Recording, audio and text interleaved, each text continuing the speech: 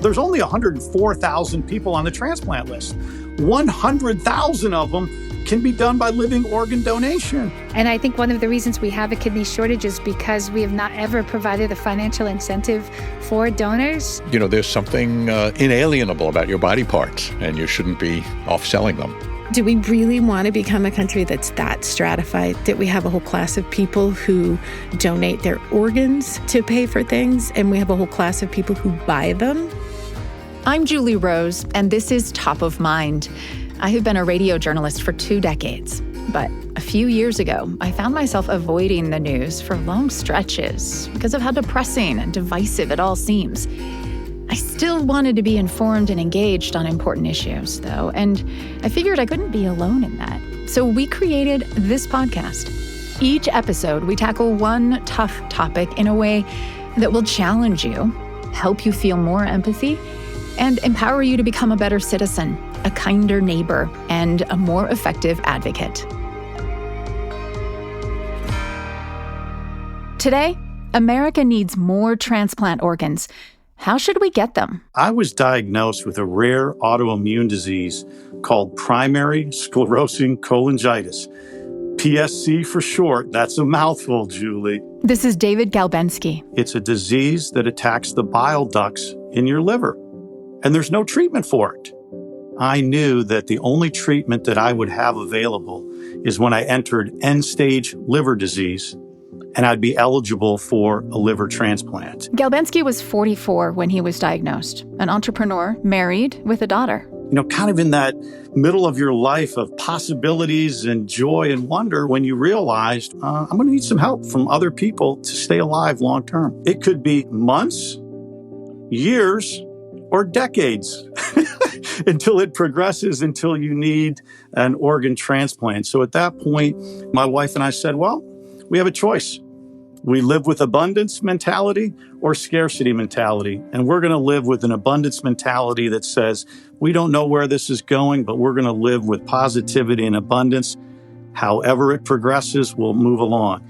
In my case, it was about a 6-year progression until I entered end-stage liver disease. As it progressed, obviously there became physical ailments that I was experiencing along with the disease. Because your liver was not functioning, you ended up being very fatigued. You would have yellowing of your skin and intense itching. Because your body is trying to remove itself of the toxins. And then I was beginning to lose muscle mass and weight at that point. And it was only then, when his liver was actually failing, that David Galbensky could be put on the transplant waiting list. So in essence, you needed to be sick enough to be eligible for an organ donation. You have to get sicker and sicker and sicker. Every day in the United States, 17 people die while waiting for an organ transplant. The list to receive an organ is more than 100,000 people long, and most of those organs will come from deceased donors. But here's the thing, though. Most people on the waiting list need either a kidney or a liver, and both of those organs can be donated by a living person. We could save thousands of lives each year if more people were willing to do that. Now, it's a little complicated because the National Organ Transplant Act of 1984, which created the official transplant waitlist, also makes it illegal to receive any, quote, valuable consideration for an organ donation. So no buying, selling, or exchanging an organ for favors. Doing so could cost you up to $50,000 and 5 years in prison. There are advocates looking to change that, though. They say more people would be willing to donate if the price was right. With the right compensation system, they say we'd have enough kidney donations to eliminate the entire waiting list. But ethicists have some real concerns about introducing money into the equation. Mainly, they worry that poor people might be coerced or exploited for their organs. So today on Top of Mind, how do we value living organ donation? And if we change that equation, what might be the consequences? Now, if you are a person waiting for a transplant, the value of a donated organ is clear. It's priceless. A transplanted kidney, for example, can last up to 20 years and greatly improve a recipient's quality of life. A liver can last just as long. When David Galbensky learned he would need a new liver to survive, He assumed it'd have to come from a deceased donor. He just hoped that he'd get one in time. But a TV show, of all things, changed his story. My wife loved a show, Grey's Anatomy, and Grey's Anatomy had an episode on living liver transplantation. And that's when we began to explore it as an option. In terms of the medical part, they give you a portion of their liver. In most cases, it's 65% of their liver, but it regenerates to full size in both the donor and the recipient in approximately 8 weeks after donation. But Galbensky would have to find a donor on his own. See, living liver donation is a lot less common than living kidney donation. So there isn't any official matching system to connect donors and recipients. And matching is more complicated too, because size and shape of the liver matter as much as blood type does. So we began a campaign, if you will, to let people know that I was in need. But I will tell you, right, it's in anybody going through living organ donation, the recipient, there's always that thought in our mind as humans, am I worthy of that love of someone else to give of their life? And I think that's the threshold that may hold people back that are recipients from making that ask. Because we as humans oftentimes have that doubt in our head that says, am I worthy? In my case, my brother-in-law, Mark, ended up saying, Dave, I'll go through the process to see if I'm a match. And I will tell you, Julie, that was one of the most emotional moments of my life when my brother-in-law and sister-in-law called up and said, hey, would you like to come on over? They live 5 minutes from our house. We got something we'd like to talk to you about. And my wife and I were leaving our church choir practice on Wednesday night. And so we went to visit them. We sat down in their living room. And you can only imagine when he said those words, Dave, I'm going to be your living donor. That's when I got my second chance at life, which is coming up now almost 5 years. When you were anticipating receiving a part of Mark's liver, knowing that he was going to risk his life, I mean, was part of, if you could have paid him, would you have liked to? Yeah, that's a great question. So I never contemplated that, right? Because we knew in the system we were operating in that that was not a possibility. Mark was very clear. He said, Dave, I'm doing this out of love for you because I could not envision a future if I was at your funeral and I did not step forward to try to be a donor, right? So he was very clear on that. And that's just the type of person he is. So maybe that's why, yeah, would we have said, boy, if we could have paid him, sure, that would be awesome. But that's not what he wanted. He's like, Dave, I'm doing this because I love you and it's the right thing to do. So when we think about motivation that we have as a recipient, it's usually in 3 words. Pay it forward, right?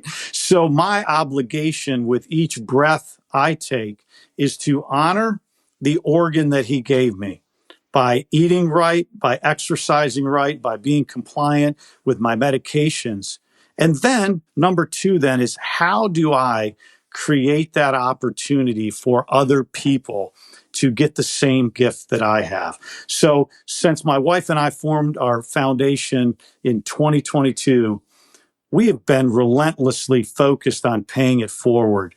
It's called the Living Liver Foundation. Their goal is to increase the number of living donors and to connect recipients with resources and support. That's a form of compensation to my brother-in-law. So any lives that we save, he knows that we had that impact because of his one decision.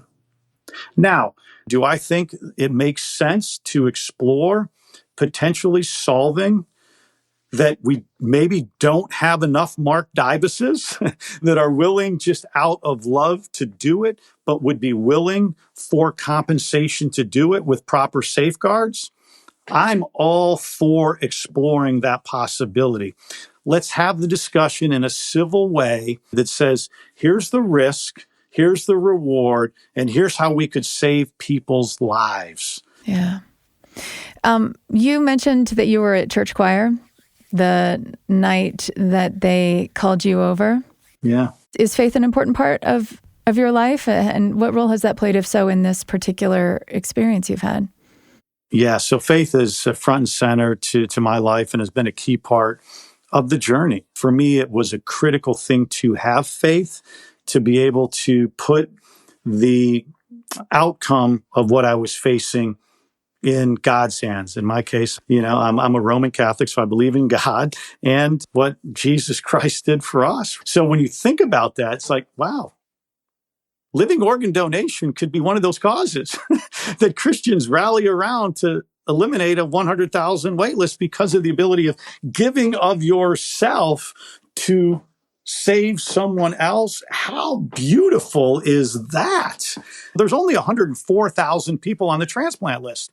100,000 of them can be done by living organ donation. So we had a body designed by God that allows us with medical innovation to say, I've given you all the tools to solve organ donation today. All you need to do is give yourself in love to your neighbor. Love your neighbor as you would love yourself.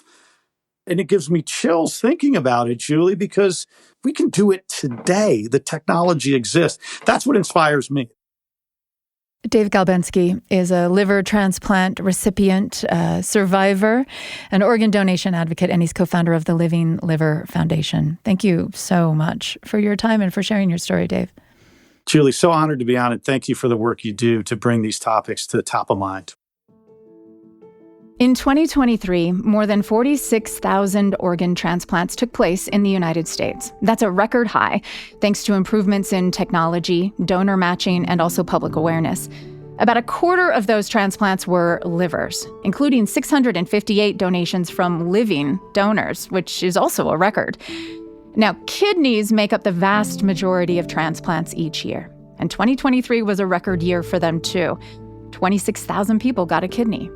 Unfortunately, though, for each of those lucky recipients, there are 3 more on the list still waiting and hoping. And it became so clear to me that this is a real way to use a healthy part of us to save another person's life. 4 years ago, Elaine Perlman decided to donate a kidney.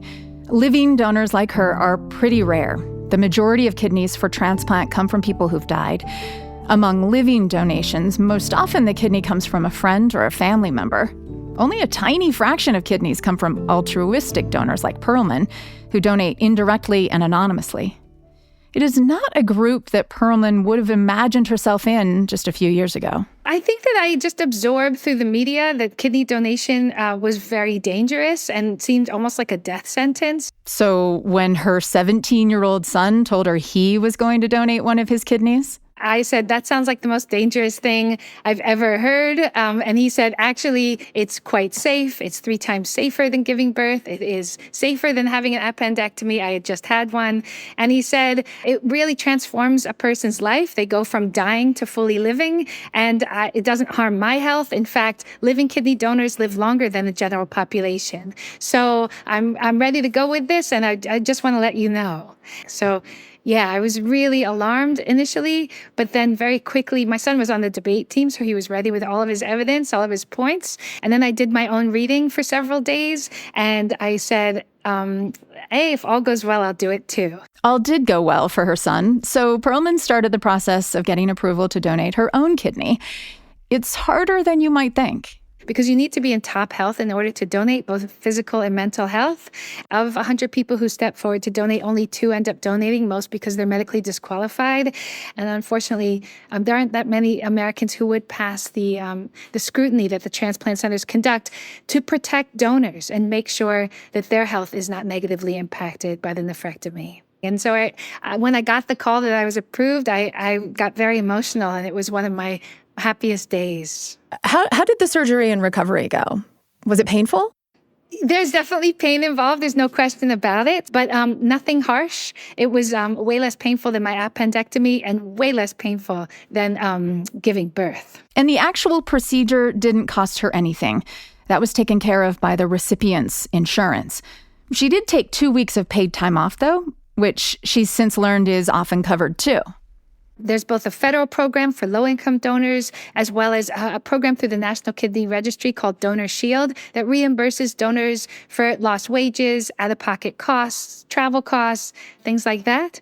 But there are still donors who do have to pay, and it's estimated that it will cost them about 10% of their annual salaries for those different costs. And did you know who was getting your kidney? I apparently am a perfect match for someone who lives in Georgia. And in order to receive that kidney, that recipient had someone who was willing to donate on their behalf, but was not a match.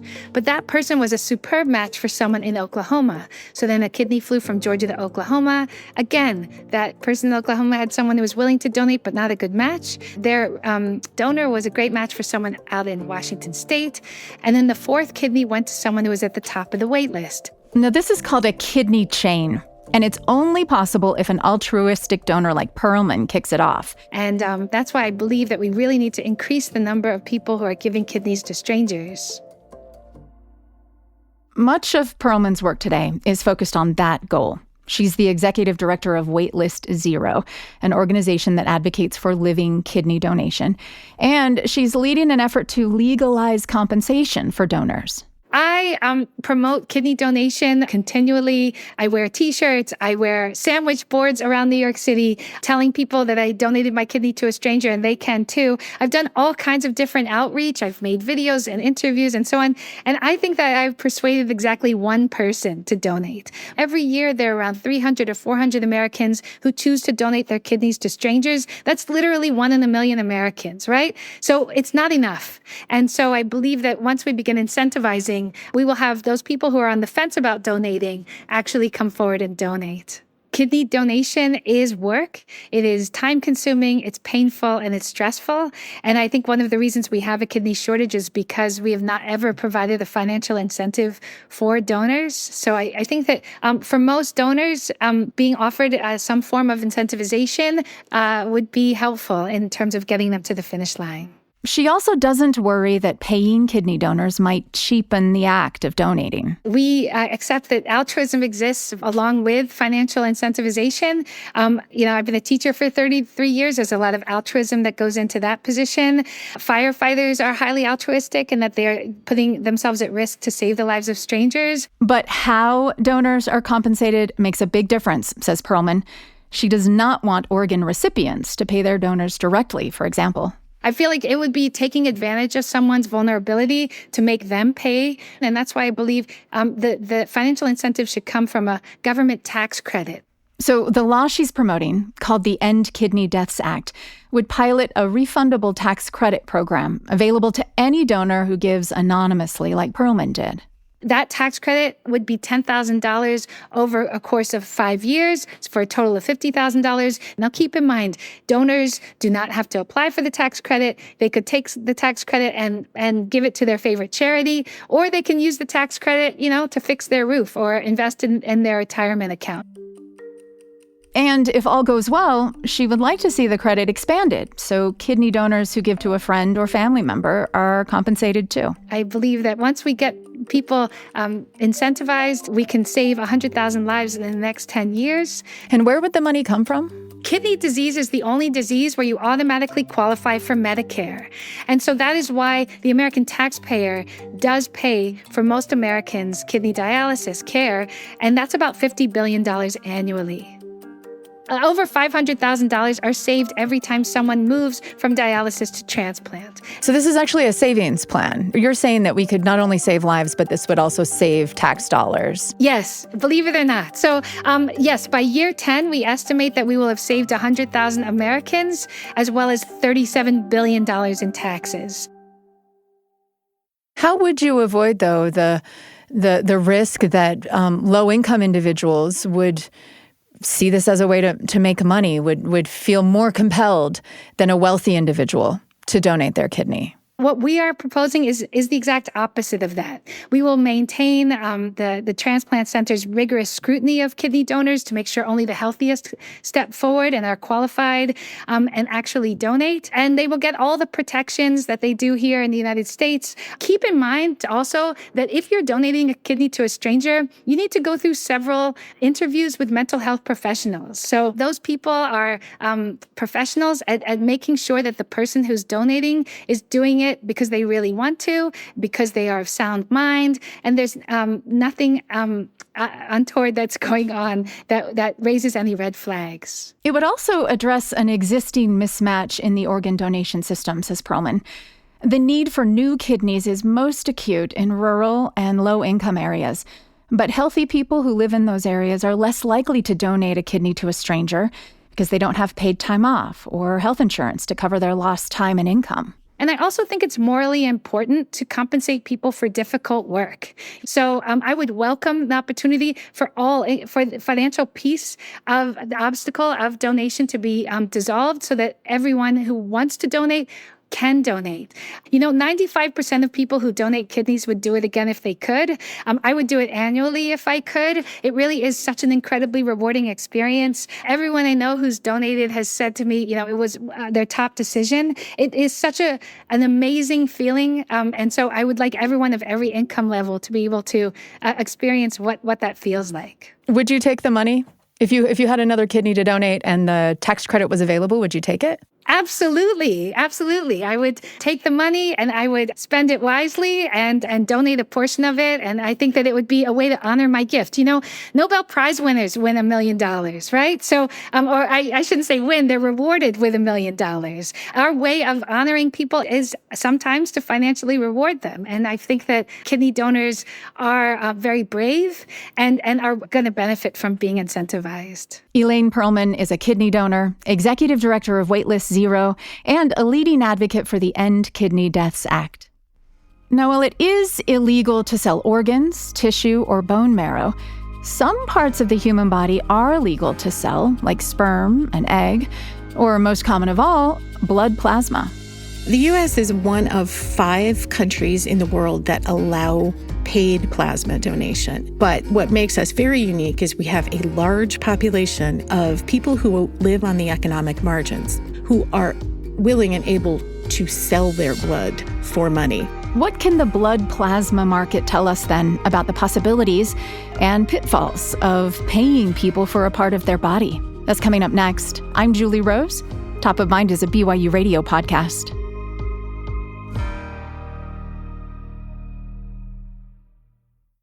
Hey, Top of Mind listeners, I have another podcast I want to recommend to you. It's from the BYU Radio family of podcasts, and it's called The Appleseed.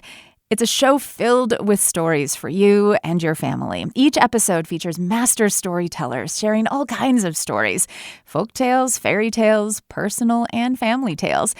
So it's perfect for road trips, for bedtime, or really anytime you're looking for something that the whole family can enjoy together.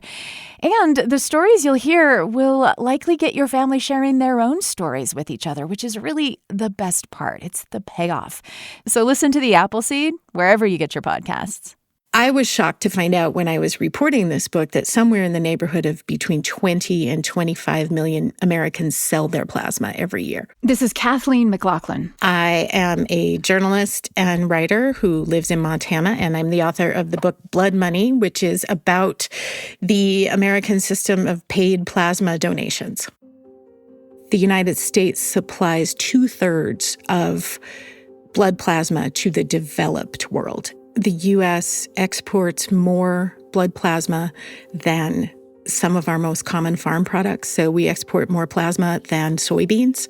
In some metrics, human blood plasma is among our top 10 exports. And this is a massive global business as well. It's also personal for McLaughlin. I have a chronic nerve disease that requires me to have infusions of a medication that's made from human plasma every 3 weeks.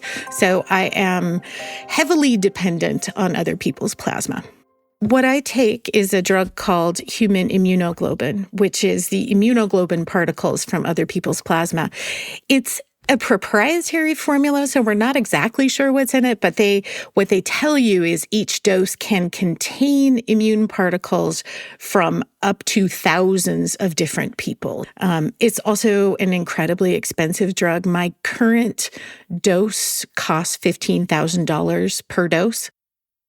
And how often do you take it? Every 3 weeks. $15,000 every 3 weeks. Does your insurance cover that? I hope. I somehow have very good insurance. I do. So yes, it does. When you were interviewing plasma donors, did you tell them that you use medicine that is made from plasma? I told all of them. Yeah, I told all of them.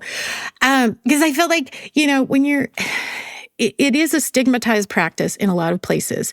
And so I was asking people about this thing that they don't often talk about even to their own families. I mean, I met a lot of people who never told their families that they did this. Why? Why so stigmatized? Well, I think that, there is a stigma against selling a part of your body. There just is. There's no stigma against donating blood. That's valorized. That's something that's honored. And, we think people who donate blood are great.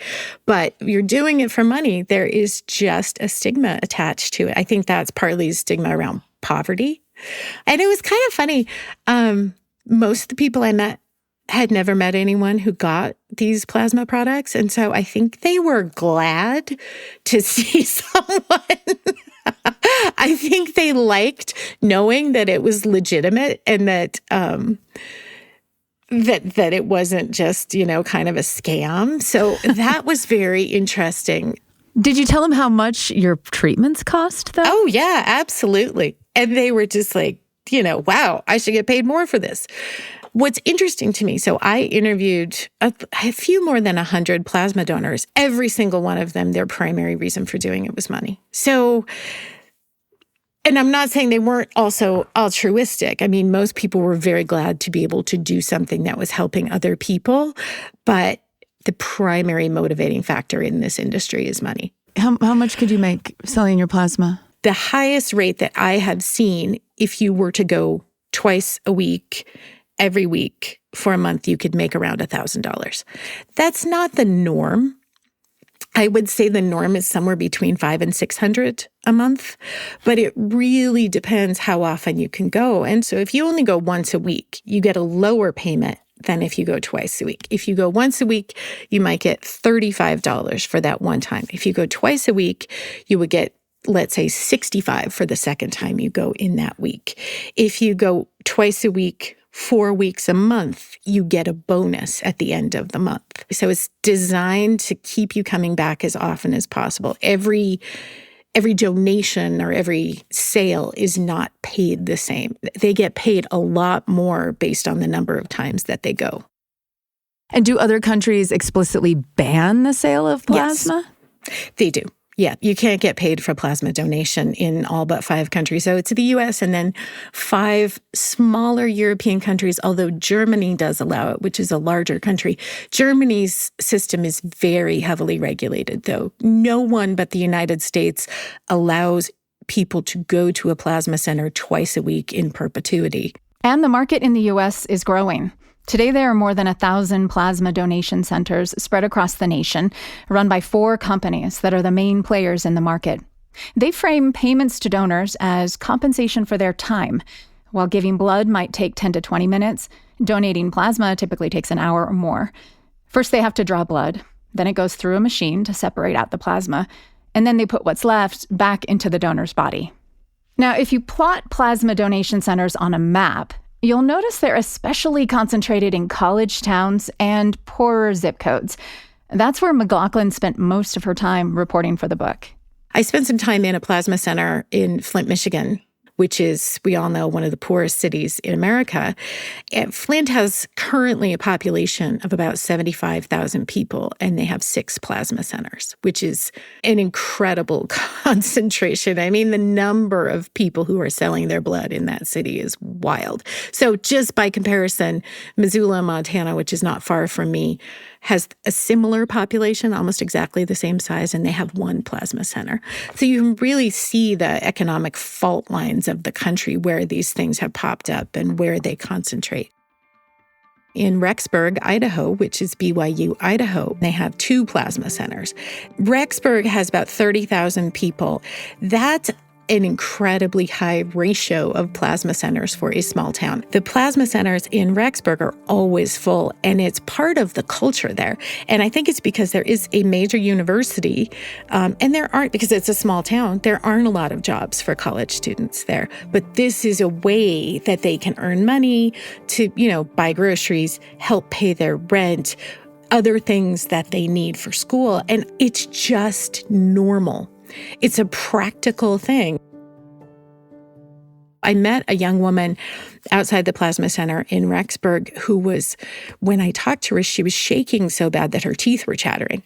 And she told me that when she does sell her plasma, she gets this bone-chilling cold.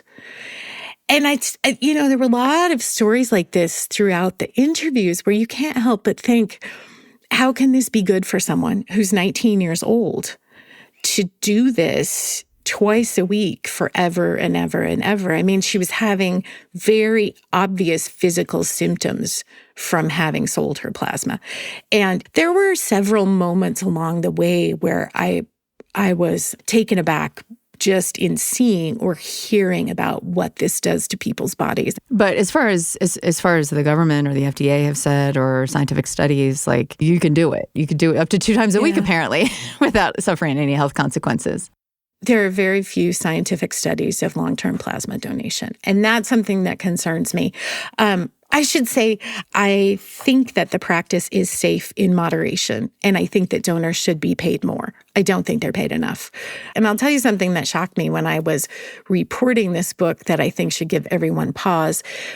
You can donate plasma at the Red Cross for free in certain places. It's a pretty limited practice. They mainly do blood, but there are Red Cross facilities across the country that will do plasma donation as well. And they will not pay you. Exactly. So the Red Cross limits plasma donation to 13 times a year, just out of safety. A little more than once a month. A little more than once a month. Okay. If you are selling your plasma at a for-profit plasma center, you can do it 114 times a year. The difference between those two numbers says a lot to me about safety practices. So when you add a profit motivation to it, are we letting our safety standards slide back a little bit? I mean, how did we get to those two places where you had the Red Cross, who everyone knows is concerned with their donor safety, whereas these companies that are making huge amounts, billions of dollars in profit on other people's blood plasma, their numbers are a lot higher in terms of how often you can donate. So how did we get to that point? And why isn't that more heavily regulated? Why is it that you cannot get paid to donate blood, but you can get paid to donate plasma? How does that make sense? How did we come up with that? What's the justification there? This is going to sound like I'm punting on this answer, but I'm not. The answer is because we decided that was fine. There is no credible scientific explanation for this at all. But there is a historical one. A century ago, it wasn't unusual to pay donors for whole blood. So when plasma was discovered, it was not controversial to pay people for that either. But a number of high-profile outbreaks of blood-borne diseases like hepatitis and later HIV prompted the government to impose more restrictions on blood collection. And one of those restrictions was labeling blood from paid donors, which hospitals stopped using out of fear that people with blood-borne illnesses might be more likely to donate if they were paid.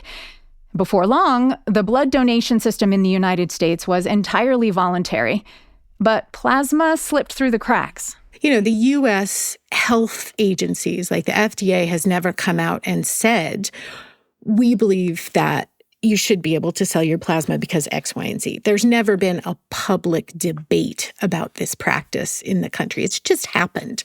And I think it has happened like this because it primarily affects the poor and the working poor, who are not people with a lot of political power in our country and tend to get marginalized anyway. And so their voices maybe aren't being amplified in political discussions around things like this. Well, but I mean, Did you meet very many people who were selling their plasma who were like, I think this should be banned? I mean, if they're relying on it as a source of income. Of course not. I don't think anyone wants it to be banned. This system is not going away. It just isn't. It's too big. It's too embedded in our society. I do think that the payment system and the frequency are the big problems. I think that, you look at other countries where this is allowed, no one pays as low as we do. You look at the profit margins of the blood industry, there's certainly room to pay people more and allow them to sell their plasma less frequently. So what would be a more fair compensation process? I think that the easiest answer is just coming up with a plasma minimum wage. I think standardizing it to the same payment every time. I think right now people who need this money feel compelled to go more often than might be good for their physical health. I wouldn't mind seeing the rate 4 times as high as it is right now, given that these are multi-billion-dollar profit-making companies. They have the money. And I think that just the notion that gamifying it so that people feel like they have to go as frequently as possible, I don't think that that's something that should happen when you're talking about selling a part of your body. Given how effectively paying people for plasma has provided for the world's plasma needs, do you think that we should somehow financially compensate people to donate organs? Kidneys, for example, to shrink that waiting list? I don't. I think that we have already crossed a really big line with plasma, and I don't think that we should cross anymore.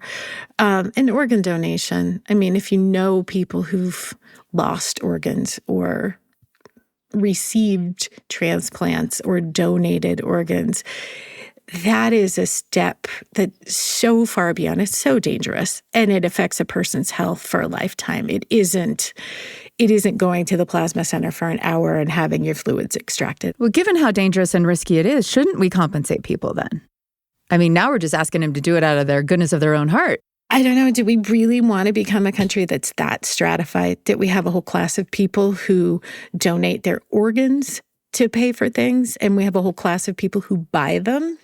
So it's the inequality piece that worries you. It's that if you introduce money into it, the poor people are going to be compelled to do it because they can make money. The rich people won't do it because they don't need to, and they're the ones that can buy the organs. Of course. And I don't think we want to be creating a permanent underclass in the United States. I think we're already partly there. And why would we want to deepen that? It just seems like crossing such an ethical boundary. And I know that there are people who would do it immediately. I had a plasma seller in Texas tell me multiple times that if she could sell a kidney, she would. She was in deep debt, and she was that desperate to get out of debt that she would have sold anything. And why do we want to be the kind of country that has inequality that's that deeply rooted and embedded in our culture? I think the plasma system is deeply unethical, the way that it's structured. And I would be really disappointed to see it go into more invasive procedures. Kathleen McLaughlin, thank you so much for your time. I really appreciate it. Thank you. This has been great. I enjoyed it. Kathleen McLaughlin is a journalist and author of Blood Money, the story of life, death, and profit inside America's blood industry. Now, for better or worse, the market for blood plasma is healthy, economically speaking. There's a huge demand for plasma and no shortage of people willing to meet that demand at the price that buyers are willing to pay. So suppose we applied market economics to the challenges facing organ transplantation. There's no shortage of kidneys. There's a surplus. You have 2 and you only need 1. The problem is we're not letting the price mechanism work to elicit more kidneys. Okay, so pay donors for their kidneys and problem solved, right? Well, not necessarily. To understand why, let's speak with one of the leading economic experts on organ donation. His ideas to improve the transplant market even won him a Nobel Prize and have saved thousands of lives. That's next on Top of Mind from the BYU Podcast Network. I'm Julie Rose.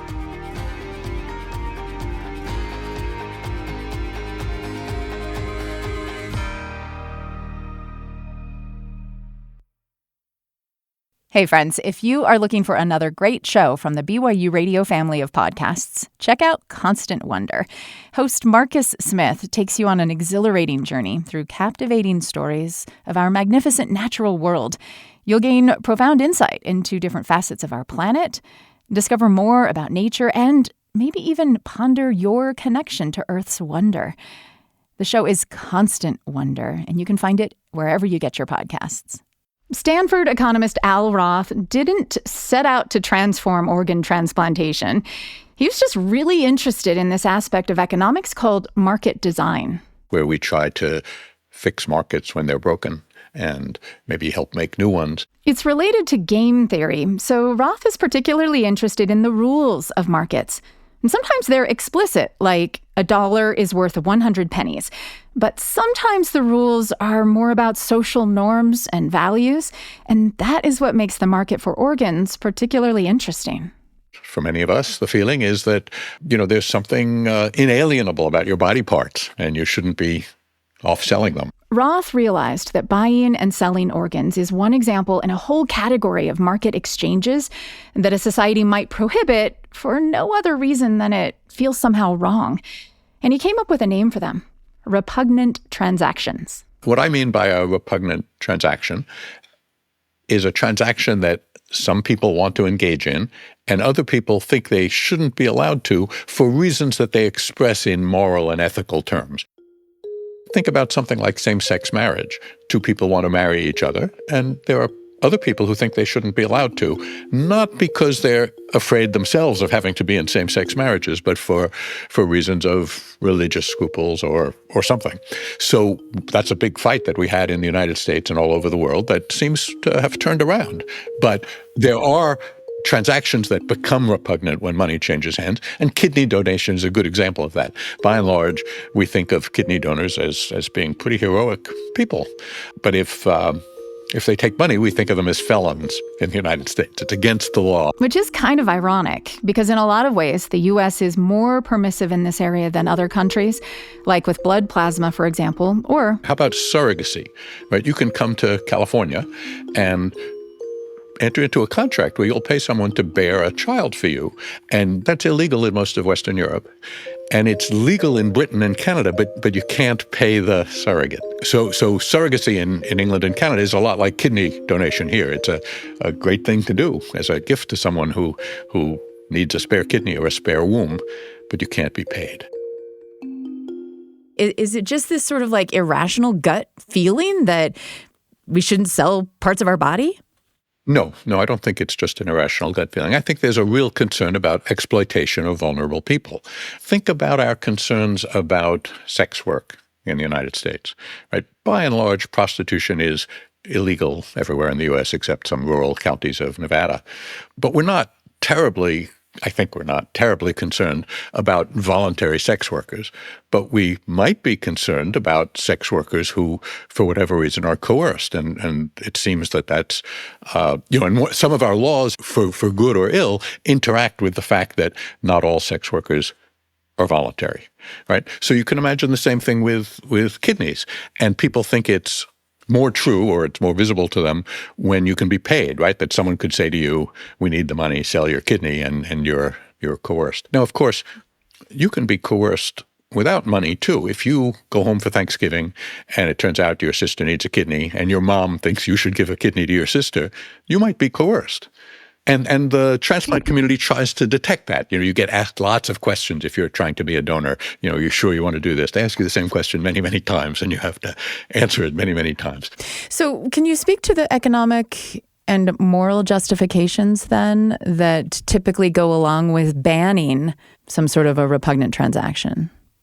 So economists, our starting point is often that voluntary transactions between well-informed, consenting adults improve welfare. If you and I want to engage in some transaction and we both think it will help us, it'll probably help us.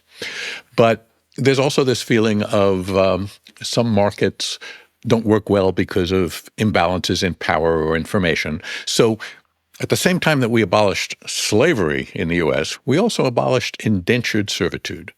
And indentured servitude used to be the most common way people bought passage across the Atlantic Ocean to get to the colonies. So you're sitting in Ireland or England and you want to come to North America, and you can't afford the fare. And the ship captain says, not to worry, just sign these articles of indenture, and when we get to Boston Harbor, I will sell your labor for 5 years at auction to the highest bidder.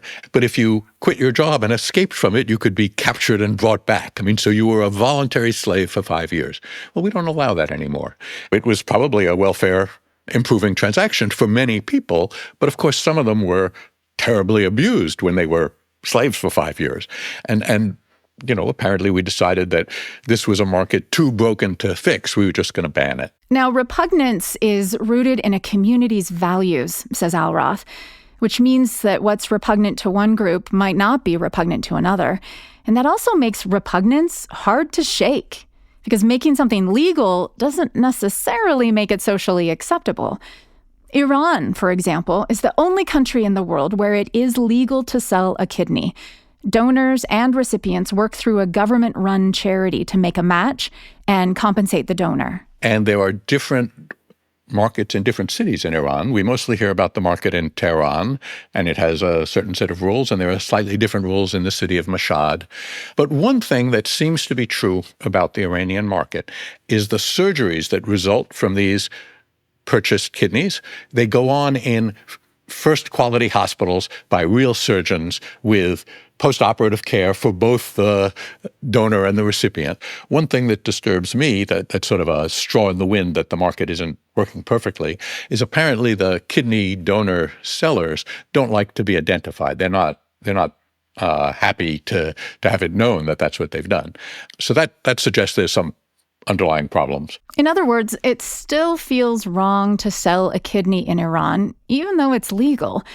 Which means, says Roth, the market has not overcome repugnance and isn't working as efficiently as it could. Let me take a step back and tell you a story about the Vietnam War, when we had a conscription army. And when the Vietnam War ended, we went from a conscription army to a volunteer army, a paid army. And we had a lot of debate at that time about whether that was going to make it unrespectable to be an American soldier, whether people would say, oh, you're sort of a mercenary, you bear arms for pay. But that hasn't happened at all. When someone runs for the Senate, if they served in the armed services, that's a big point in their campaign.